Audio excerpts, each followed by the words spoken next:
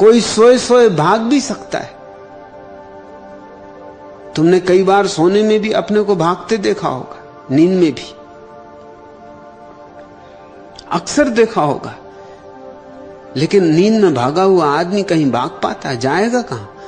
जिस खाट पे पड़ा है उसी खाट पे सुबह अपने को पाएगा। रात भर भागते रहो, ट्रेनों में सवार हो, हवाई जहाजों में यात्राएं करो, सुबह जब आंख खुलेगी तो पाओगे जहां थे वहीं हो। नींद में भागने से भी कोई कहीं पहुंचता नहीं। और मजा ऐसा है कि जागने वाले को इंच भर भी चलना नहीं होता और पहुंच जाता है, क्योंकि जो जागा उसने जाना कि जागने में ही परमात्मा है। जागते ही मैं परमात्मा हूं, सोते ही मैं अहंकार हूं, जागते ही मैं आत्मा हूं। मुनि समझे नहीं होंगे, मुनियों की बहुत समझ होती नहीं। मैंने बहुत मुनियों को देखा है। मुनि और समझदार ये दोनों बातें एक साथ मिलती नहीं।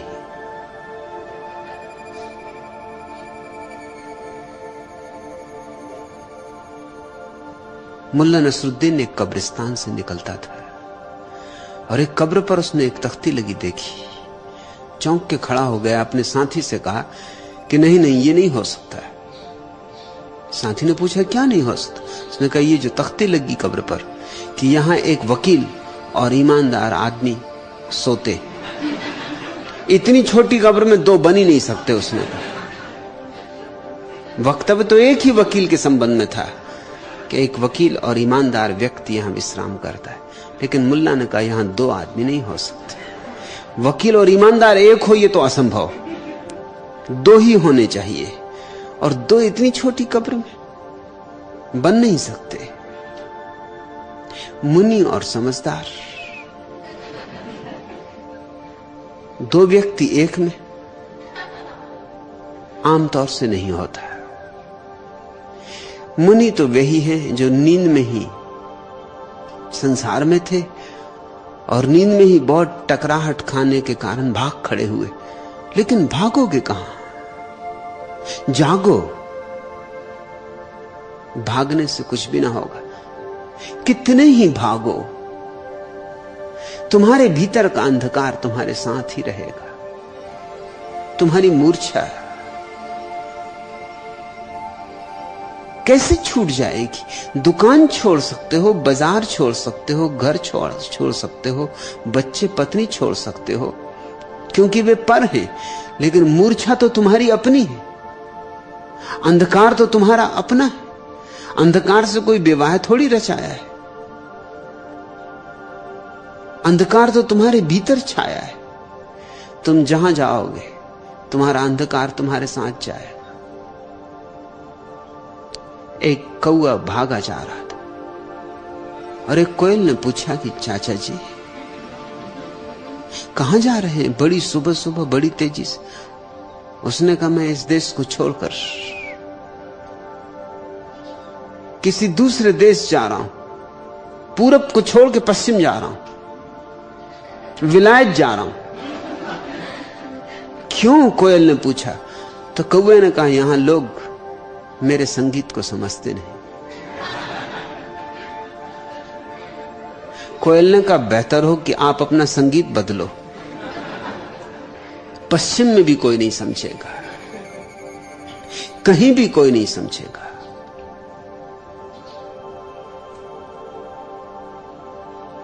कौआ शायद एक ही नाम है जिसे दुनिया की बहुत सी भाषाओं में उसकी कांव कांव के आधार पर ही नाम मिला है। हिंदी में कहते हैं कौआ क्योंकि वो कांव कांव, अंग्रेजी में कहते हैं क्रो, वो कांव कांव। कोयल ने कहा कि अच्छा हो संगीत बदलो, स्वयं को बदलो, देश बदलने से कुछ भी नहीं होगा। भगोड़े देश बदल लेते और भीतर जैसे थे वैसे के वैसे। अक्सर तो हालत भीतर और बुरी हो जाती, क्योंकि ये देश के बदलने से अहंकार और सघन हो जाता, अकड़ और मजबूत हो जाती, दंभ और धार पा जाता है। इसलिए तुम्हारे तथाकथित मुनि, साधु, महात्मा जितने अहंकारी होते हैं उतने कोई और दूसरे लोग अहंकारी नहीं होते। उनके अहंकार की बात ही और, उनका अहंकार शिखर छूता है। उनका अहंकार कोई साधारण मकान नहीं है, ताजमहल है। मुनि नहीं समझे होंगे, इसलिए फिर उन्होंने पूछा कहां से आए और कहां जाएंगे। मेरे पिता तो सीधे साधे आदमी थे, उसी सीधे साधेपन में ही साधुता छिपी है। उन्होंने फिर निवेदन किया, निगोद से आया हूं और मोक्ष जाऊंगा। निगोद है अंधकार लोक, मूर्छा का लोक,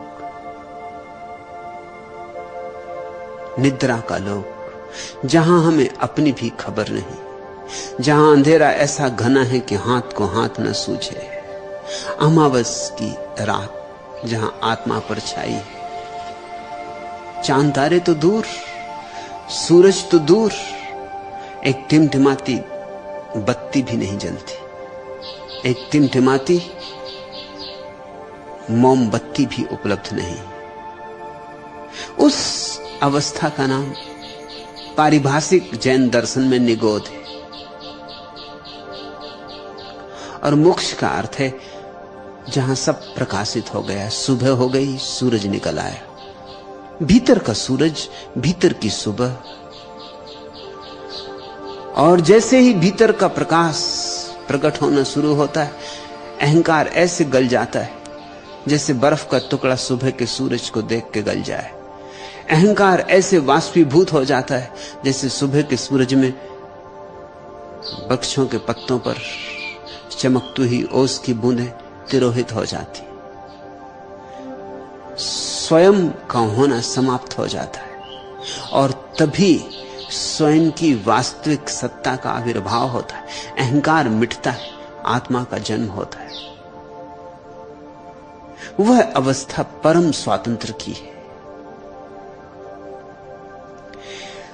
दुनिया में दो तरह के धर्म हैं। 3 धर्म तो भारत में पैदा हुए, 3 धर्म भारत के बाहर पैदा हुए। जो भारत के बाहर धर्म पैदा हुए, यहूदी, मुसलमान, ईसाई, वे थोड़े स्थूल हैं, वे इतनी ऊंचाई नहीं ले सके। कई कारण हैं। एक तो उन्हें समय भी नहीं मिला इतना ऊंचाई लेने का। एक समय चाहिए एक ऊंचाई लेने के लिए। भारत का धर्म कम से कम 10,000 वर्ष पुराना है। ईसाईयत तो केवल 1900 वर्ष पुरानी है। यहूदी 3000 वर्ष पुराने, मुसलमान तो केवल 1400 वर्ष पुराने। समय की जो लंबाई चाहिए वह उन्हें मिली नहीं, इसलिए वे बहुत ऊंचाई नहीं ले सके। उन्होंने जो अंतिम ऊंचाई ली है वो स्वर्ग और नरक पे जाकर अटक जाती। इसलिए पश्चिम के इन तीनों धर्मों में स्वर्ग और नरक के पार कुछ भी नहीं। जो पुण्य करेगा वह स्वर्ग पाएगा, जो पाप करेगा वह नरक पाएगा। यह व्याख्या इन तीनों धर्मों को नैतिक तो बनाती है लेकिन धार्मिक नहीं बना पाती। इसलिए एक अनूठी बात तुम देखोगे, पश्चिम का आदमी ज्यादा नैतिक है, तुमसे ज्यादा नैतिक है। अगर वचन देगा तो पूरा करेगा, बात का पक्का है, जान भी देनी पड़े तो दे देगा। तुम्हें वचन देने में कुछ लगता ही नहीं।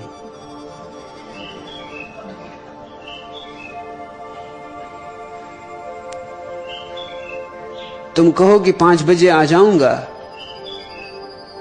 तो तुम 4 बजे भी आ सकते हो, 6 बजे भी आ सकते हो, 8 बजे भी, दूसरे दिन भी, तीसरे दिन भी। तुम्हारे 5 बजे का कोई अर्थ 5 बजे का नहीं होता। तुम्हें जैसे बोध ही नहीं है इस बात का कि वचन भंग करना एक अप्रामाणिकता है। तुम हर चीज में मिलावट किए चले जाते हो। पश्चिम में कोई सवाल ही नहीं उठता। मेरे एक मित्र स्विट्जरलैंड गए तो उन्होंने होटल में कहा कि मुझे शुद्ध दूध चाहिए। होटल का बैरा थोड़ा हैरान हुआ, शुद्ध दूध? उसने कभी सुने नहीं था। दूध यानी दूध। उसने पूछा कि रुकिए मैं अपने मैनेजर को बुला लाऊं। वो मैनेजर को बुला लाया। मैनेजर ने कहा शुद्ध दूध? साधारण दूध मिलता है, पेस्चराइज्ड दूध मिलता है, पाउडर दूध चाहिए वो भी मिल जाए, मगर शुद्ध दूध हमने कभी सुना नहीं। आपका प्रयोजन क्या है शुद्ध दूध से? तो उन्होंने कहा जिसमें पानी ना मिला हो। तो मैनेजर ने कहा हम कोई पागल हैं जो दूध में पानी मिलाएंगे? आपके देश में क्या दूध में पानी मिलाते? ये देश और भी आगे बढ़ चुका है। मैं विश्वविद्यालय में विद्यार्थी था तो जो आदमी दूध देने आता था विद्यार्थियों को, उसका एक ही बेटा था और वो बेटी की कसम खा लेता था।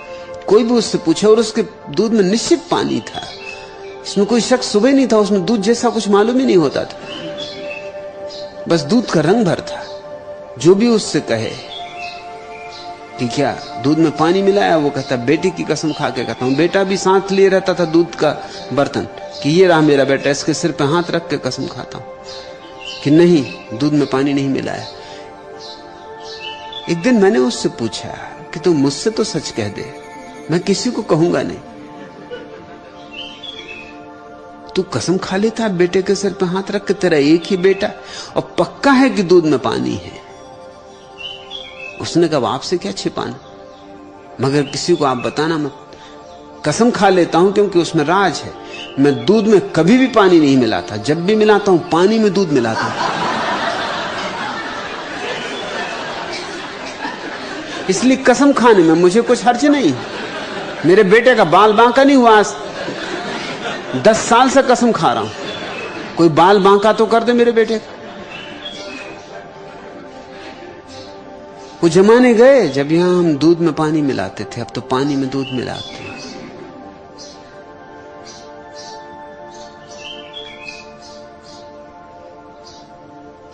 पश्चिम ज्यादा नैतिक है और उसका कारण है कि धर्म पश्चिम में नीति का पर्यायवाची,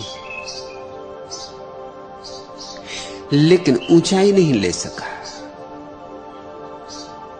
भारत अकेला देश है जिसके तीनों धर्म, हिंदू, जैन, बौद्ध, मोक्ष की बात करते। ये स्वर्ग और नरक से ऊपर की बात है। स्वर्ग और नरक में तो द्वंद्व शेष है,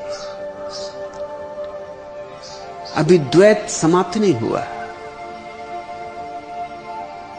अभी पाप पुण्य, अभी कृत्य की दुनिया चल रही है, अभी साक्षी का भाव नहीं जगा। अभी मैं करने वाला हूं ये भ्रांति बनी है। पापी को भ्रांति होती है कि मैंने पाप किया, पुण्यात्मा को भ्रांति होती है कि मैंने पुण्य किया।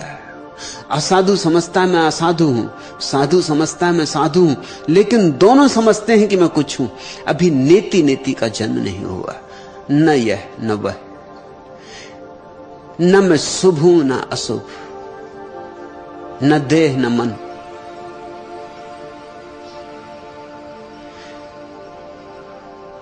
न नीति न अनीति, न पाप न पुण्य, न स्वर्ग न नरक। मैं इन दोनों का साक्षी हूं, सिर्फ दृष्टा मात्र। जैसे दर्पण में प्रतिबिंब बने, ऐसा कोरा दर्पण। इस कोरे दर्पण की अवस्था तक पश्चिम के धर्मों को उठना है। पूरब के धर्म इस कोरी अवस्था तक उठे। इसका लाभ भी था, इसकी हानि भी थी। इस दुनिया में एक बात ख्याल रखनी जरूरी है कि कोई भी चीज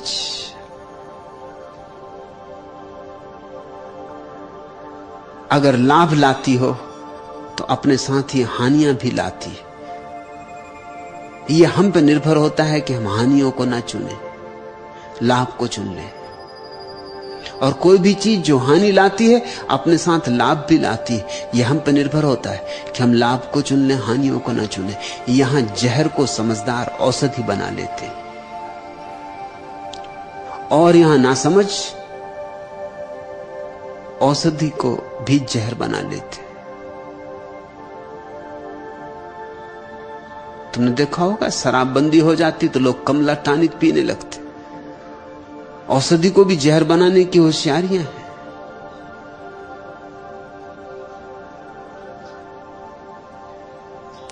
लेकिन ठीक चिकित्सक के हाथ में जहर भी लोगों को जीवनदायी हो जाता है। पश्चिम में धर्म ने नीति से ऊपर उड़ान नहीं दी, लेकिन पश्चिम के लोग चीजों से लाभ लेना जानते हैं। इसलिए जितना लाभ ले सकते थे धर्म की नैतिकता से उन्होंने लिया। पूरब ने बड़ी ऊंचाई ली, धर्म से बहुत ऊपर हम गए। साधारण तथाकथित नरक और स्वर्ग का धर्म हमने बहुत पीछे छोड़ दिया। हमने मोक्ष पर उड़ान भरी, हमने साक्षी भाव का अनुभव किया, लेकिन बजाय इसके कि हम लाभ लेते हम हानि से भर गए। क्यों? हमारी बेईमानी को एक तरकीब मिल गई। मोक्ष का अर्थ होता है न पाप सही है न पुण्य सही, दोनों माया। और जब दोनों ही माया तो हमने सोचा फिर दिल भर के पाप ही कर लो, है तो है ही नहीं, सब माया ही है, तो फिर डर क्या। हमने जाना कि स्वर्ग और नरक दोनों मानसिक अवस्थाएं, हम दोनों के पार हैं। जब हम दोनों के पार हैं तो फिर क्या चिंता है। फिर जी भर के जो करना हो करो, जैसा करना हो वैसा करो। ये तो सब स्वप्नवत है। चोरी करो तो स्वप्न है, दान करो तो स्वप्न है। जब दोनों ही स्वप्न हैं तो चोरी ही क्यों ना करो, हमने सोचा। फिर दान की झंझट में क्यों पड़ो। जो गलत था, हम ऊंचे उड़े। हमारे महावीर, हमारे बुद्ध, हमारे कृष्ण अपने पंख आकाश की आखिरी ऊंचाइयों तक फैलाए, लेकिन हम बहुत नीचे गिरे। ये एक साथ घटना घटी। सबसे ऊंचे पुरुष हमने पैदा किए और सबसे नीचा समाज हमने पैदा किया, और कारण था हमारी चालबाजी। ये भी सोच लेने जैसा है। 10,000 साल पुराना धर्म था, इसलिए इतनी ऊंचाई ले सका, लेकिन 10,000 साल में लोग बेईमान भी हो जाते। जितना बूढ़ा आदमी होता उतना बेईमान हो जाता। छोटे बच्चे को धोखा देना आसान, बेईमान बूढ़े को धोखा देना बहुत कठिन। अनुभवी हो जाता है, वो खुद ही काफी धोखे खा चुका और दे चुका, तुम उसे क्या धोखा दोगे। बूढ़े व्यक्ति धीरे धीरे ज्यादा बेईमान हो जाते, बच्चे सरल होते। इसलिए नई सभ्यताओं में एक तरह की सरलता होती, पुरानी सभ्यताओं में एक तरह की चालबाजी आ जाती, पाखंड आ जाता। ये प्रत्येक वस्तु के दो पहलू हैं। ये हम पर निर्भर होता है हम क्या चुने। 10,000 साल में हमने ऊंचाइयां से ऊंचाइयां छुई, चाहे तो हम वे गौरी शंकर छुए, और 10,000 साल में हमने जीवन के सब कड़वे मीठे अनुभव भी लिए। हमने बेईमानी की गर्त भी छुई, हम चाहें तो वहां जिए। मोक्ष का अर्थ होता है जहां सारे कर्मों के पार चेतना अपने को अनुभव करती। जब तक कर्म है तब तक बंधन है। पाप करोगे दुख पाओगे, पुण्य करोगे सुख पाओगे। जिससे कोई नीम के बीज बोएगा तो नीम के फल काटेगा, और कोई आम बोएगा तो आम की मिठास का अनुभव करेगा। बस ऐसे ही सीधा साफ गणित है। लेकिन हमारे भीतर कोई है जो न तो कड़वापन अनुभव करता और न मिठास, जो दोनों के पार है, जो दोनों को देखता है, जो